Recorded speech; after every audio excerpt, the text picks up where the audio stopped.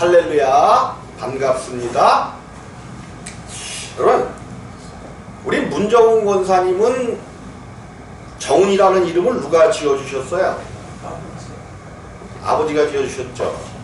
우리 종강이라는 이름은 누가 지어주셨죠? 죄송합니다. 네, 아버지가, 왜 아버지가 지어주셨죠? 아니, 아버지가요. 아들을 몰라서 그러니까 아들 나라고 지어줬지만 그 이름을 지어주셨잖아. 왜 아버지가 이름을 지어주셨을까? 그죠?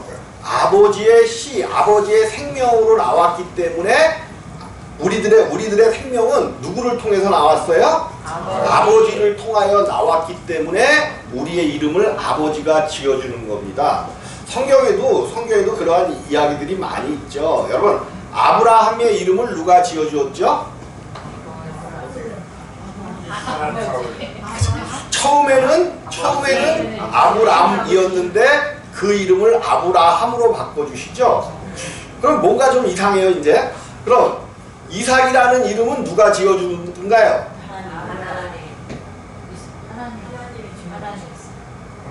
아브라함이 났으니까 아브라함이 지어주겠죠. 여러분, 예수가 나기 전에 나타난 선지자가 한 분 계시죠? 누구예요? 예수를 증거하는 선지자. 요한의 이름을 누가 지어줬죠? 네? 진짜예요? 성경을 통해서 볼까요? 그죠?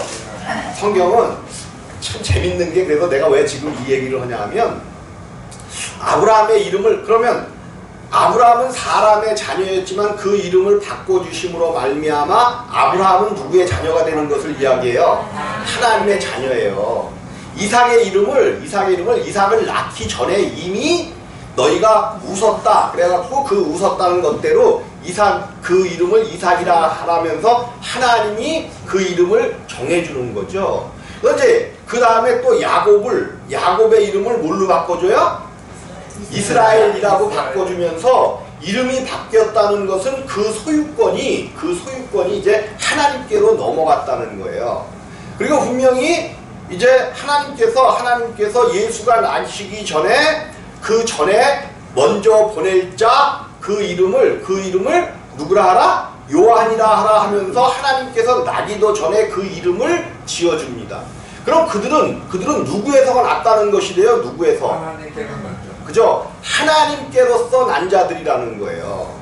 여러분들이 비록 아버지가 주신 이름을 우리가 지금은 쓰고 있지만, 그러나 우리 안에 누가 오심으로 말미암아, 예수 그리스도가 오심으로 말미암아 우리들을 누가 낳아주셨어요? 하나님이 낳아주신 거란 말이에요. 그래서 요한계시록에서는 우리의 이름이 흰돌 위에 기록되어 있는데 그 이름을 받은 자 외에는 아는 자가 없다라고 이야기하죠. 여러분들은 육신으로 지어진 우리가 이 땅에서 불려지는 장승환이라는 이름 외에 하나님께서 우리에게 지어주신 분명한 이름이 있단 말이에요. 그 이름은 받은 자 외에는 아무도 알지 못한다라고 이야기하고 있단 말이에요. 그래서 여러분들이 그 이름을 어쩌면 이 땅에서도 여러분들이 그 이름을 알아야 돼. 사실은 그 이름을 알아야 돼. 내 이름이 하늘 생명책에 기록된 이름, 물론 장승환이라는 이름으로 기록될 수 있지만 이 이름보다는 하나님께서 우리에게 주신 그 이름으로 기록되어진단 말이에요. 그러니까 이름이라는 것은 어떻게 보면 소유권이라는 거예요. 소유권. 나의 소유권은 원래 나의 소유권이라고 하면 좀 저거하지만 아버지가 생명으로 나를 낳았기 때문에 나의 소유권은 아버지에게 있었던 거예요. 근데 이제 그 나를 하나님께서 낳으심으로 말미암아 나의 소유권이 누구에게로 돌아갔어요? 이 땅에 아버지들은 영원하지 못하기 때문에 우리가 어렸을 때 이미 많이 아버지들이 돌아가신 분들이 많죠. 영원하지 못해. 그런데 우리에게 새로운 이름을 주시고 우리로 하나님의 아들로 우리를 낳아주셔서 소유권을 행하신 그분은 영원히 죽지 아니하시고 우리와 함께 하신다는 사실을 꼭 믿으시기를 주님의 이름으로 부탁을 드립니다. 먼저 이것을 여러분 심령 가운데 집어넣어 놓고 오늘 이제 말씀을 한번 들어가 보고자 합니다. 성경에는 제가 항상 그런 말씀을 해드렸죠. 아브라함이었을 때, 아직 아브라함으로 바뀌기 전에 하나님으로부터 하나의 약속을 받습니다. 무슨 약속을 받냐면, 이제 어느 날 나타나서 강하고 담대하라, 두려워 말라, 무서워 말라, 내가 너의 하나님이 됩니다. 그러니까 아브라함이 그래죠. 하나님 앞에, 하나님이요 나에게 자식도 하나 안 주면서 무슨 나의 피난처가 되시고 그럽니까? 내가 하나님을 어떻게 믿겠습니까? 이래요. 그러니까 이제 하나님께서 그를 밖으로 데리고 나가셔서 하늘의 별을 바라보게 하시고, 저 별과 같이 네 자녀로부터 나온 자들이 하늘의 별과 같이 바다의 모래알같이 무수히 많게 하리라, 그선 말씀을 하시니까 이제 일단 아브라함이 그 말씀을 믿었더라, 그렇게 이야기하는 거죠. 그런데 아브라함이 이제 하나님 앞에 요구를 합니다. 내가 믿기는 믿겠는데 그 약속을 뭘로 믿습니까? 아직까지 내가 하나님의 약속을 따라 75세에 하나님의 약속을 따라 가나안 땅에 나왔는데, 지금 10여 년이 흘러가고 있는데 내 것을 물려줄 내 자식도 없는데 내가 그것을 무엇으로 믿겠습니까? 그러면서 분명히 믿었다고 하면서 하나님 앞에 또 그 증거를 좀 나에게 좀 그 약속이 뭔지 좀 가르쳐 달라는 거죠. 그러니까 하나님께서 말씀하십니다. 하나님께서 말씀하셔요.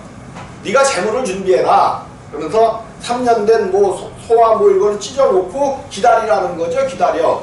그래서 이제 시키는 대로 해놓고 기다렸는데, 거기가 솔개가 이렇게 올 때 그것을 방해하는 솔개가 내릴 때 그것을 쫓았다 그랬는데, 아브라함이 이제 깊이 잠들었다라고 이야기하는 거죠. 깊이 잠들었다. 그때 하나님께서 타는 풀무로 이제, 근데 그 사건이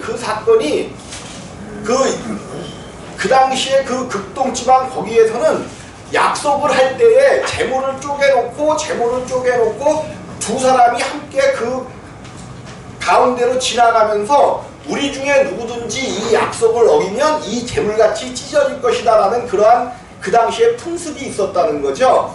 하나님은 아무도 모르는 것으로 행하신 것이 아니라 아브라함도 잘 알고 있었던 그 당시의 풍습을 통해서, 이제 그러면 그 약속을 이루려면 아브라함과 하나님이 같이 가셔야 되는데, 오직 타는 풀무로 하나님만이 그리로 지나가면서 아브라함에게 약속을 하시는 겁니다. 내가 내 약속을 지킬 터인데, 만약에 내가 이 약속을 지키지 못하면 내가 너로 인한 자녀들로 이 땅에 충만하게 하고 넘치도록 할 터인데, 이 약속을 지키지 못하면 내가 뭐하는 한이 있더라도, 찢어지는 한이 있더라도 내가 반드시 이 약속을 지키라는 하나님이 아브라함을 향하신 약속이란 말이에요. 당신이 찢어지는 한이 있더라도 반드시 내가 내게서 난 자녀들을 잘되게 하고 도와주시겠다는 거예요. 이게 하나님께서 아브라함에게 처음으로 맺으신 하나님의 언약입니다. 이것은 곧 이제 이스라엘 아브라함에서 난 자녀들이 하나님의 뜻을 쫓아 살아가나요? 못 살아가나요? 결국은. 그러면서 하나님이 그때 그것을 약속하시면서, 이제 너희가 애굽에 들어가서 400년 동안 종살이를 하다가 나올 터인데, 왜 그러냐 하면 아모리인 내가 너희에게 줄 이 땅, 네 아브라함 네가 지금 있는 이 땅이 아직 죄악이 관영하지 못하기 때문에, 공의와 질서의 하나님이신 하나님이 아무리 그 땅을 준다고 해도 그 땅에 먼저 사는 사람들을 그냥 임의로 내보낼 수는 없다는 거죠. 그 땅에 죄악이 충만해질 때에 그들을 몰아내고 너희를 400년 만에 내가 약속한 그 땅에 있게 하고, 그 땅에 너희로 영원토록 있게 하는데, 그 약속을 내가 지키지 못한다, 그 약속이 이루어지지 않는다면 내 몸을 찢어서라도 그 약속을 지키시겠다는 거예요. 이게 하나님의 첫 번째 약속이었단 말이에요. 그런데 이제 임마누엘, 오늘 우리가 보고 있는 임마누엘의 약속에 대해서 하나님께서 최초로 약속하신 곳이 어디냐 하면, 이제 당신의 몸을 찢어서라도 우리를 보호하시겠다는 그 약속을 아브라함을 통해서 하셨고, 이제 이스라엘 민족이 하나님이 그 약속을 해놓으셨는데 이놈은 죄송합니다. 이놈 새끼들이라고 할 뻔했어. 이놈들이 하나님의 말씀을 지겹게도 안 듣는 거죠. 마침내 안 듣더니 얼마큼 안 듣냐 하면 이사야서 7장을 한번 보겠습니다. 이사야서 7장. 최초로 이제 그 임마누엘이라는 그 언약을 행하신 곳이 실제로 물론 그 전에도 있었죠. 하나님이 우리와 함께 하시겠다는 약속은 있었는데 이사야서 7장 14절입니다. 14절 함께 읽습니다. 시작. 그러므로 주께서 친히 징조로 너희에게 주실 것이라. 보라, 처녀가 잉태하여 아들을 낳으리니 그 이름을 임마누엘이라 하리라. 이사야 선지자를 통하여 아하스 왕 때에 최초로 하나님께서 임마누엘의 약속을 하셨단 말이에요. 근데 이 약속을 하실 때 무슨 일이 있었냐면 이 아하스 왕이 이스라엘 다윗 집안에서 나오는 왕이잖아요. 다윗 집안에서 나오는 왕인데 이 아하스 왕 때에 이스라엘과 하나님의 관계를 완전히 끊어놓은 왕이 이 아하스 왕이란 말이에요. 이제 무슨 소리냐 하면 이때에 이제 남과 북이 갈라져 있었잖아요. 남과 북이 갈라져 있어 북이스라엘이었고 남유다였잖아요. 근데 북이스라엘은 그 전부터 하나님이 여로보암을 통하여 주신 그 국가지만 얼마나 악하게 여로보암의 죄를 따라서 행했냐 하면 하나님께서 이 나라를 이제 망하게 하려고 하는데 이때 요 위에 아람 나라가 있었고 이 당시에 크게 이제 대제국을 이룬 아수르 성경에도 들어봤죠. 아수르라는 나라가 이제 딱 부흥기를 거쳐온단 말이에요. 하나님이 몽둥이를 통하여 북이스라엘과 이제 남유다를 징계하려고 아수르라는 큰 대국을 세운단 말이에요. 근데 이제 이 갑자기 신흥 왕국이 세워지니까 아람과 북이스라엘이 합해서 이 아수르를 대결하겠다는 거죠. 근데 반대로 남유다는 이 아수르의 하나님을 섬겨야 될 이 남유다는 아수르 신흥 제국의 손을 붙잡고 있었단 말이에요. 그러니까 두 나라가 남유다를 압박하기 시작하는 거죠. 우리와 손을 잡고 이제 아수르와 대항하여 싸우자 그러니까 자기는 이 남유다의 아하스 왕 때 나는 아수르를 섬기겠다 이러는 거죠. 아수르를 섬기겠다. 그랬더니 이 두 나라가 이제 남유다를 쳐들어옵니다. 쳐들어와. 그래서 오늘 7장에 뭐라고 얘기해요? 7장 1절 2절입니다. 1절 2절. 좀 시간이 가도 한번 찾아서 한번 읽어볼게요. 성경이 어떠한 맥락을 통해서 우리에게 약속하시는지를 이거를 우리가 분명히 봐야 돼요. 1절 2절입니다. 7장 1절 2절 시작. 우시아의 손자요 요담의 아들인 유다왕 아하스 때에 아람왕 르신과 르말리아의 아들 이스라엘 왕 베가가 올라와서 예루살렘을 쳤으나 능히 이기지 못하니라.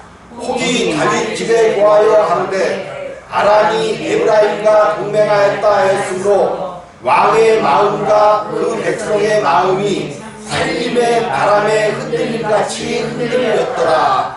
아멘. 왕의 마음과 백성의 마음이 뭐 했대요? 살림의 바람에 흔들림같이 흔들렸더라. 뭐 때문에 지금 흔들리고 있는 거예요?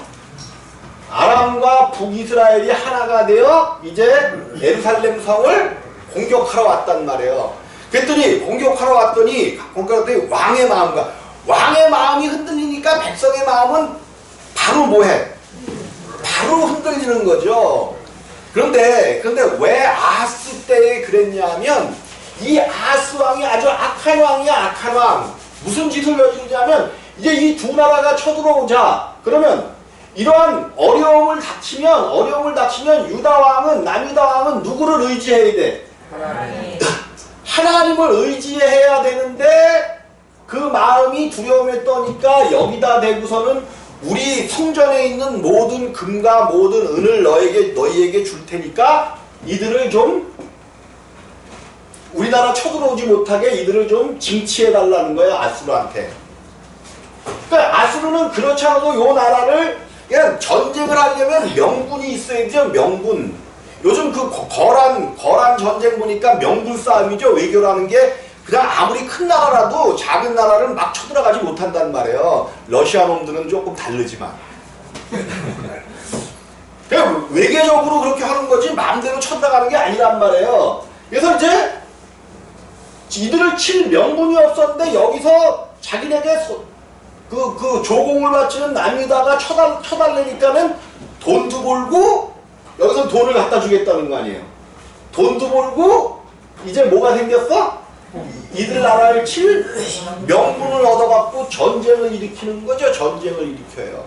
근데 하나님이 이사야를 통하여 그래도 북이스라엘이 그렇게 망하더라도 너의 형제 나라니까 다른 민족을 통해서 망하게 하지 제발 좀 말아달라고 그렇게 부탁을 했는데도 안 들으면서 여기를 치는 거예요. 그래서 이들을 물리쳐줬어.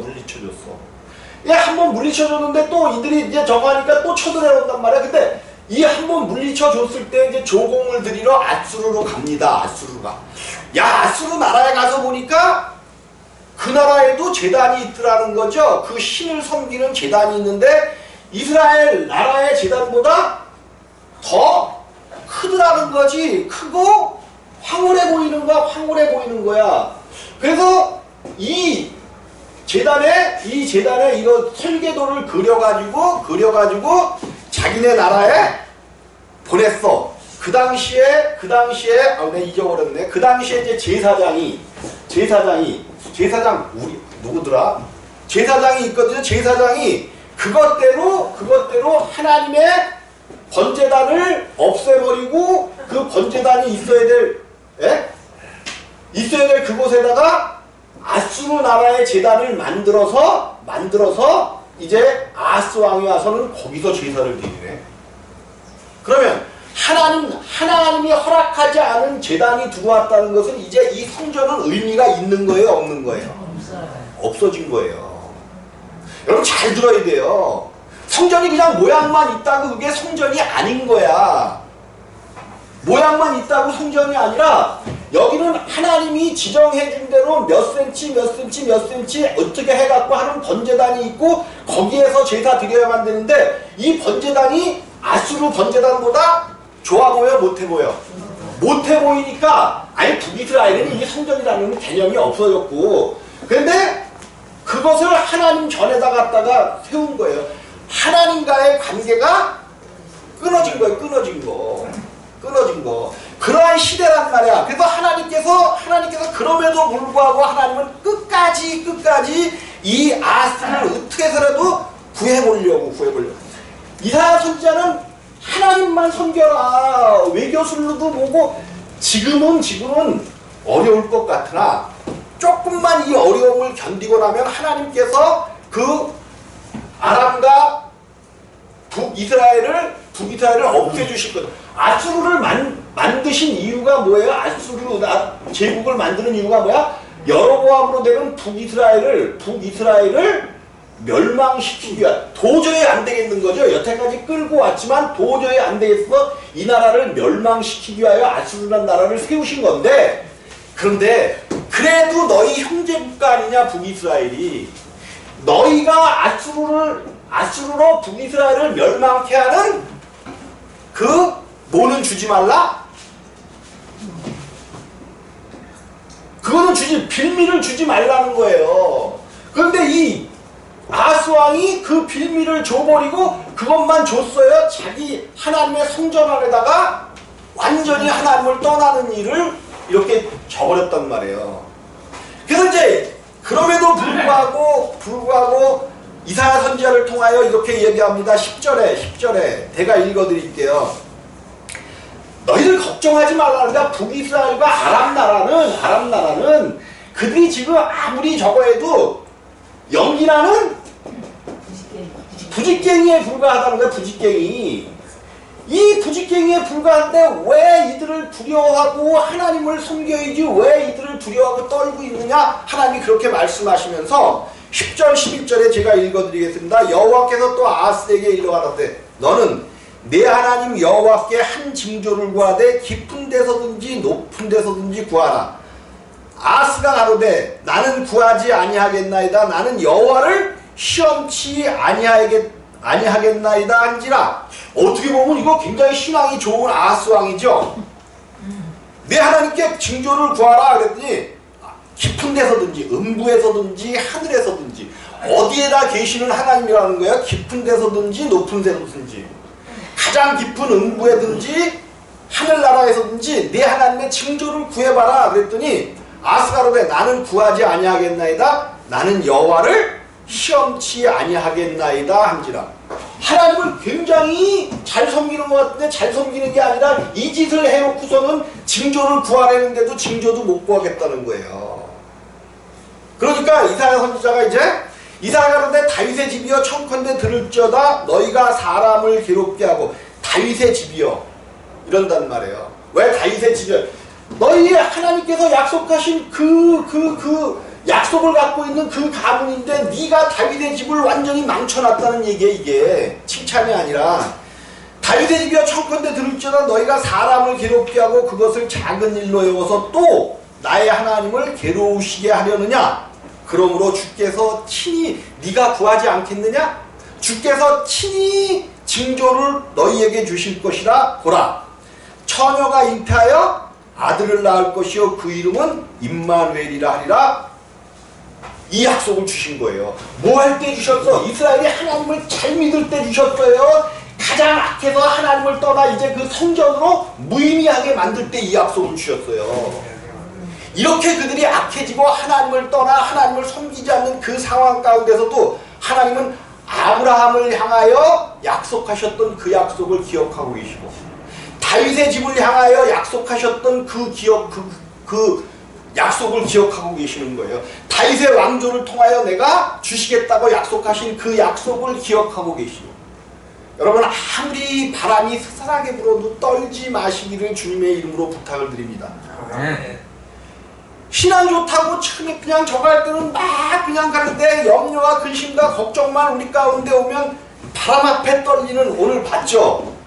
왕의 마음과 그 백성의 마음이 살림이 바람에 흔들리는 거예요. 근데 이 얘기가 여러분한테 하는 얘기가 아니란 말이에요. 누구한테 하는 얘기야 이게? 지금 나한테 하는 얘기야. 나한테 떨지 말라는 거야. 떨지 말어. 하나님의 언약의 약속은 반드시 이루어지는데 그간이 세상의 풍파와 걱정과 염려와 조금 안 되는 일로 인하여 뭐를 그렇게 걱정들 하고 있냐는 거예요. 뭐를 그렇게 떨고 있냐는 거야. 그냥 그 하나님의 일이 조금 더딜지라도 뭐 할지라도 더딜지라도 약속은 반드시 이루어진다는 거예요. 그 약속을 기다리고 그 약속을 믿고 가야지. 그냥 조금 좀 저거 하면 그냥 이 땅의 육신의 일들을 쫓아다니는 오늘 나를 향해서 하시는 말씀이에요. 나를 향해서. 절대로 여러분을 향해서 하시는 말씀이 아닌 줄 믿으시기 바랍니다. 그때 그렇게 하나님을 안 섬기고 완전히 하나님께서 떠나갔음에도 불구하고 하나님은 그 아브라함을 향하신 그 약속, 다윗을 향하신 그 약속을 기억하시고 이제 내가 징조를 줄 터인데 근데 그 징조가 이루어지기 위해서는 반드시 심판이 따라온단 말이에요. 하나님께서 그 약속을 하시지만 이사야 아들의 이름이 뭔지 알아요? 이사야 아들의 큰아들의 이름이 스알야수.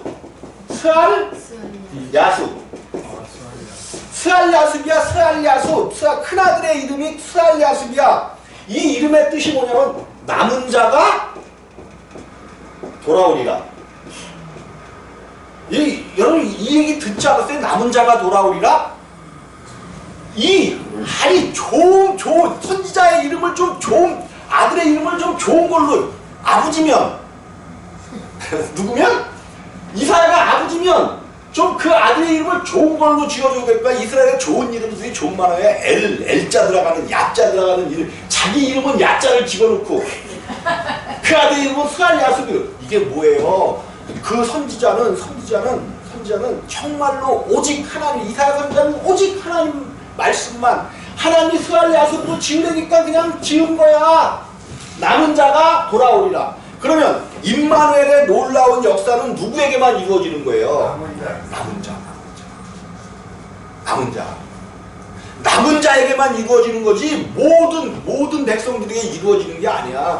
그러면 남은 자만 이루어지기 위해서는 그 많은 사람들이 뭐 한다는 거예요? 아모리 족속을 쫓아내셨던 그 하나님, 그 땅에 그 살았던 많은 사람들을 다 그냥 쫓아내신 거 아니야. 죽이셨잖아요. 죽이셨어. 그럼 지금 이 아하스 왕의 실황을 따라 지금 떨고 있는 그 모든 백성들은 반드시 심판. 왜? 하나님은 반드시 구해내는 하나님이시지만은 반드시 뭐를 통해서? 심판을 통해서 구원해내셔요. 이사야 선지자가 그렇게 외쳤단 말이에요. 근데 또 아들을 낳으래. 아들을 낳으래. 또 이사야한테 아들을 낳으랬는데 그 아들의 이름을 뭐라고 부르래? 마헬살랄 하스바스. 마할살렐 하스바스. 아니 이게 이제 저거 이름이니까 히브리어니까. 근데 이 이름의 뜻이 뭐예요? 이 이름의 뜻이 뭐야? 노략질 당하다. 뭐 이런 뜻이야. 노략질 당하다. 그러니까 뭐야? 남은 자만 돌아오리라. 반드시 이 남은 자가 돌아오기 위해서는 빨리 뭐를 당한다는 거예요? 노략질을 당한다는 거예요. 망하게 된다는 것.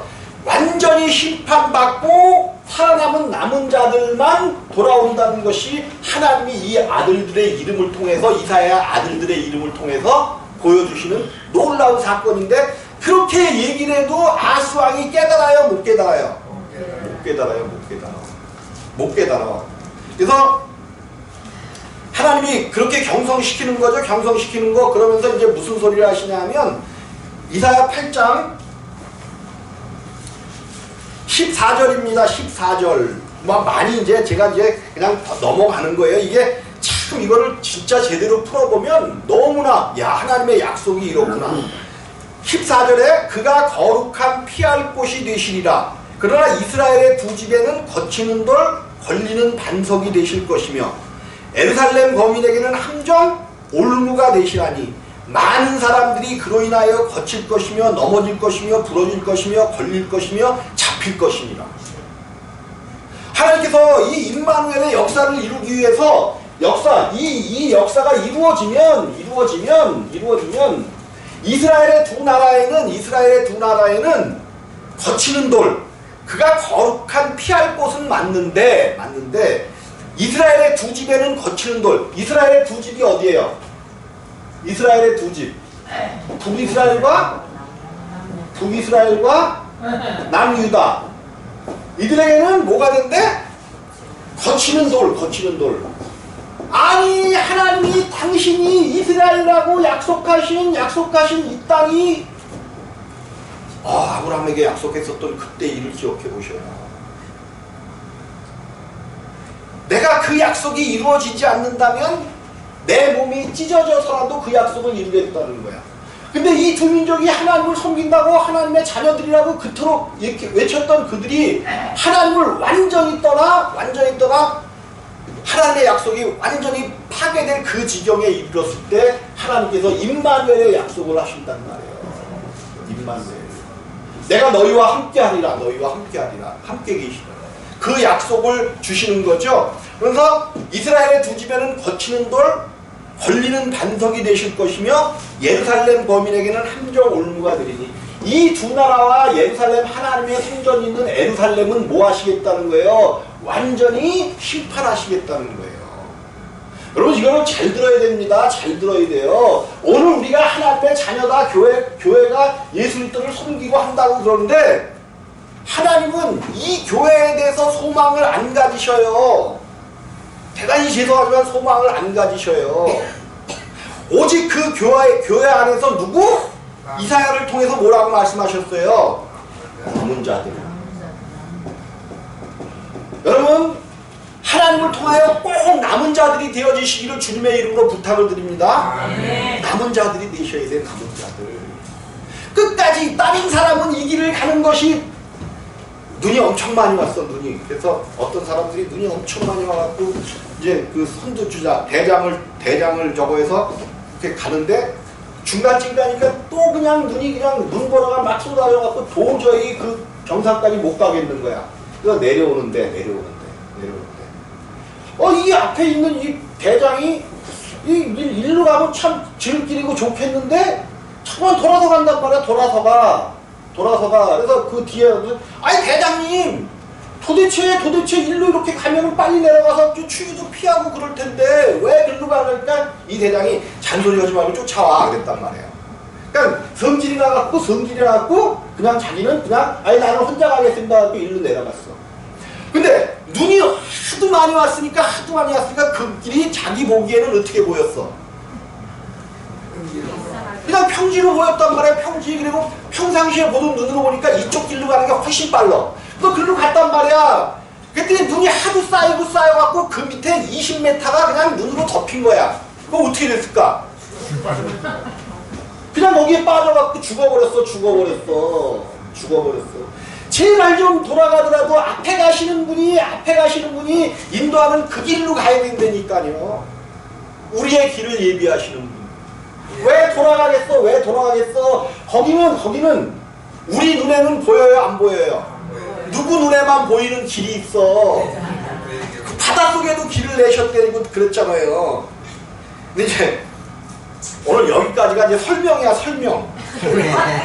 이렇게 임마누엘을 주시겠다고 약속하신. 여러분 이게 얼마나 귀한 말씀인지 몰라요. 이게 역사를 통해서 이어져 온 하나님께서 우리에게 주시겠다고 하신 약속이란 말이에요. 네. 약속이에요. 그래서 이제 이것만 들어도 되는데 하나님께서 예수가 나시기 전에 이것을 예언을 하셨고 이것을 보게 하셨죠.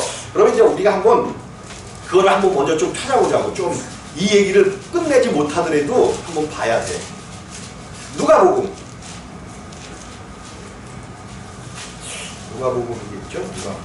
누가복음 1장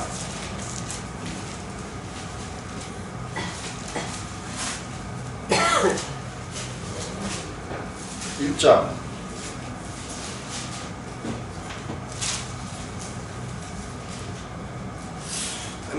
이제 그냥 제가 읽어드릴게요.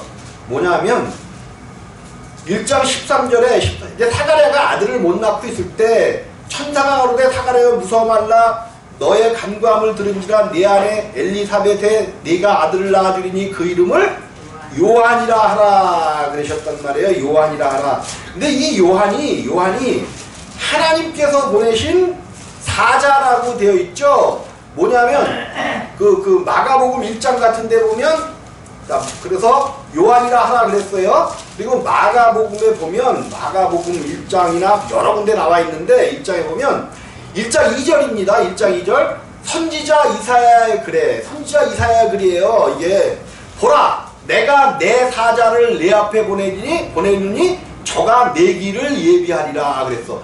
누구를 보낸대요? 내가? 내 사자. 이게 누구를 얘기하는 거야? 내 사자 그랬어. 이게 누구를 얘기하는 거야? 어? 내가 내 사자를 내 앞에 보내니 저가 내 길을 예수 그리스도의 길을 예비하는 자가 누구예요? 세례 요한이라는 거야. 근데 세례 요한을 향해서 내 사자 그랬어. 그래서 이 세례 요한은 사람이 낳은 자녀가 아닌 거야. 하나님이 보내신 자라고 요한복음에서도 얘기하죠. 요거를 어떻게 얘기하냐면 이제 성경 맨 끝장이 뭐죠? 말라기서 3장입니다. 말라기서 3장 1절. 말라기서 3장 1절. 요거를 예언해. 3장 1절 시작. 만군의 여호와가 이르노라 보라 내가 내 사자를 보내리니 그가 내 앞에서 길을 예비할 것이요. 내가 내 사자를 보낸다는 이 약속이 말라기를 통하여 약속했던 이 약속이 이제 세례 요한을 통해서 이루어진 거죠. 그런데 이 내 사자가 누구냐는 거죠. 내 사자가 누구냐면 성경에서 말라기 2장 7절입니다. 7절. 이 사자가 누군가를 한번 봐야 돼요. 말라기 2장 7절 시작. 대저 제사장의 입술은 지식을 지켜야 하겠고 사람들이 그 입에서 율법을 구하게 되어야 할 것이니 제사장은 만군의 여호와의 사자가 됨 이거늘. 아멘. 누가 여호와의 사자라는 거야? 이 땅에 물론 하나님이 보내시는 자들이지만 특별히 이 땅에 제사장을 심어놨단 말이야. 그래서 제사장은 뭐를 구해야 되는데 제사장의 입술은 지식을 지켜야 하겠고, 이 지식이 무슨 지식일까요? 하나님의 율법을 하나님의 법을 얘기하는 거죠. 하나님의 법을 지켜야겠고 사람들이 그 입에서 율법을 구하여야 될 것이니 제사장은 만군의 여호와의 사자가 되리. 그래서 요한이 뭘로 왔어요? 이 땅에 요한의 아버지의 직업이 뭐야? 그죠? 제사장이었어요. 사가랴의 직업이 제사장이었고 요한도 제사장의 직분을 받고 오는 거예요. 여호와의 사자로 왔다니까. 그럼 여호와의 사자는 누구의 말씀만 전해야 돼? 내가 이 얘기를 지금 왜 하고 있을까? 아까 아하스 왕 때에, 누구 때에? 아하스 왕 때. 그 제사장 이름이 생각이 안 나요. 여러분이 찾아봐요. 열왕기 상인가 거기에 아하스 왕 때에 아수르에 가서 그 큼직한 번제단을 보고 그것을 그려가지고 이스라엘에 보냈더니 하나님의 사자 역할을 해야 할 하나님의 지식을 알고 있는 제사장 그놈이, 그 이름이 그놈이었습니다. 아니 왕이 이거를 시켜도 자기가 하나님의 사자인 것을 직감하고 안다면 그 명령을 따라야 돼요? 안 따라야 돼요?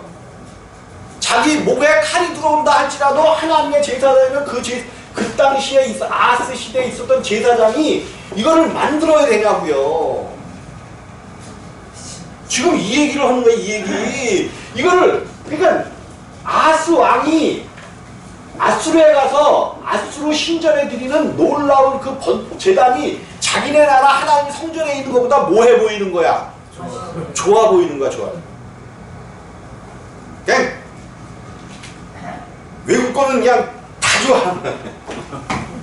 이게 그런 거예요. 지금 그 얘기를 하고 있는 거예요. 그러면 비록 왕이 보낸다 할지라도 제사장은 여호와의 사자라고 우리가 봤잖아요. 여호와의 사자가 됨이거늘 제사장의 입술은 지식을 지켜야 해갖고 사람들이 그 입에서 율법을 구하게 되어야 할 것이니 제사장은 그런 거라는 거예요. 근데 완전히 성전이 파괴되니까 제사장들이 그걸 지켜요? 안 지켜요? 안 지켜. 세상 왕들과 세상 그것들과 합하여 완전히 제사장들이 제사장의 역할을 못하고 있는 거예요. 하나님이 그런데 하나님의 제사장 누구를 보내고 계시는 거야 지금? 땅에서 세워진 제사장들이니까 그 역할을 못하니까 하나님께서 아기를 낳을 수도 없는 사가랴와 누구야? 그 부인 엘가나 아닌데 엘가나가 그를 통하여 요한을 보내시잖아요. 요한. 이 아하스 왕의 제사장이 그거를 하면 안 된단 말이에요.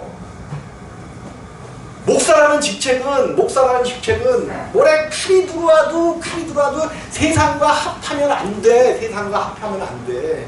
그냥 하나님의 말씀 안 이루어져. 교회는 찍고 되는 일은 없고 안 돼.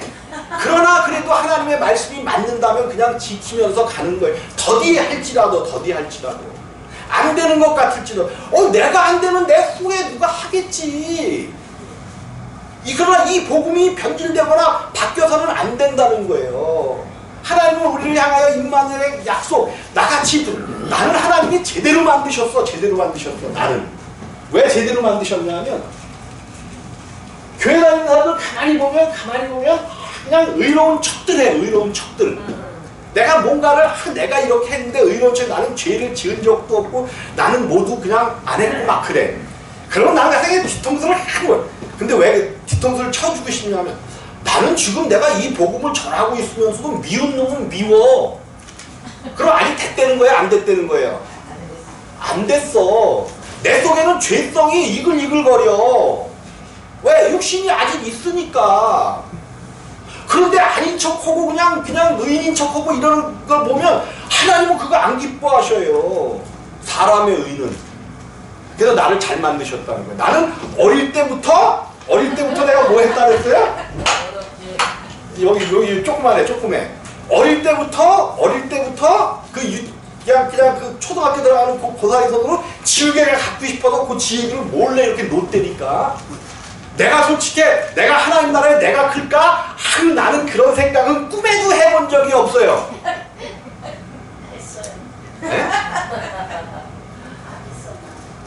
네, 내가 이제 쉬우니까 도덕질 어떤 이런 거를 그러니까 자기 욕심에 대해서 얘기하는 거고 우리 안에는 남을 비판하고 싶은 얼마나 그런 욕망들이 많아요. 이런 것들이 다 죄라는 거야. 이거를 반드시 하나님 앞에 내려놓고 그러니까 오늘 우리가 죽지 않으면 안 돼. 우리는 날마다 십자가에 시간이 지났는데 너무 열변을 토해도 안 되니까 본문 앞에는 가지도 못했습니다. 본문 앞에는 내가 얘기하려고 하는 내용을 여러분들이 이해하시잖아요. 무슨 내용인지. 그러면 됐어요. 무슨 내용인지 이해하시면 됐어.